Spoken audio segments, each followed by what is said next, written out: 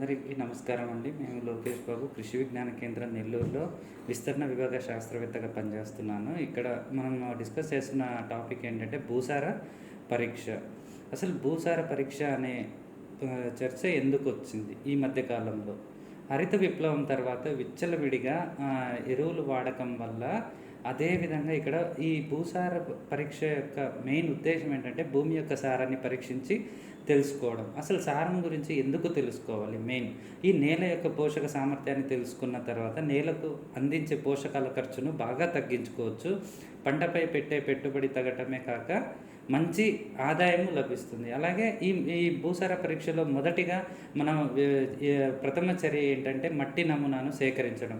ఈ ఈ పిక్చర్లో చూస్తున్నట్టు మనం మట్టిని తీసుకుని దాన్ని 4 విభాగాలుగా విభజించి ఎదురు విభాగాల్ని తీసేసి ఫైనల్గా ఒక 1/2 kg మట్టిని శాంపిల్గా తీసుకెళ్ళాలి. అలాగే మట్టి నమూనా కొరకు పొలంలో మట్టిని తవ్వి సేకరించేటప్పుడు ఈ కింది గల పాయింట్స్ని చాలా జాగ్రత్తగా గుర్తుపెట్టుకోవాలి.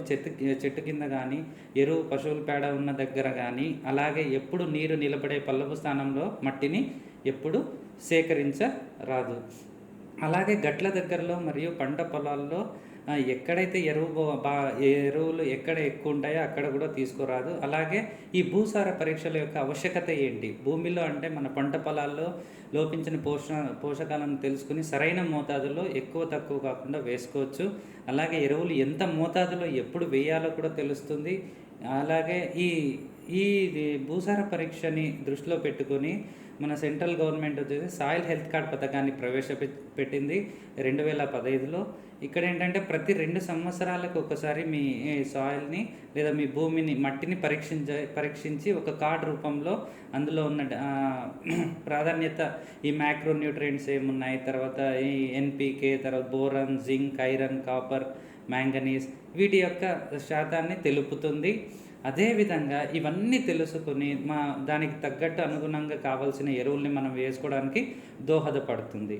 అదేవిధంగా ఇక్కడికి వచ్చి చూసేసరికి ఈ భూసార పరీక్ష చేసిన తర్వాత ఒక కార్డులో అందులో ఉన్న ఈ చూడొచ్చు ఏమేమి ఉన్నాయి, పరీక్ష విలువ ఎంత, తర్వాత సూచికలు ఎలాంటి సూచనలు ఇస్తున్నారు ప్రభుత్వం నుంచి, తర్వాత ఎలాంటి సిఫార్సులు చేస్తున్నారు, ఇవన్నీ మనము ఈ కార్డు ద్వారా తెలుసుకోవచ్చు. దీని కార్డు అనుగుణంగా మనము ఎరువులు వేసుకోవడం వల్ల అధిక దిగుబడి వస్తుంది. అలాగే ఈ కార్యక్రమం యొక్క ముఖ్యమైన ఉద్దేశం ఏంటంటే ఆరోగ్యకరమైన భూమి, పచ్చనైన పొలం, అలాగే సమతుల్య ఎరువుల వాడకం అధిక దిగుబడులకు సోపానం. నమస్కారం.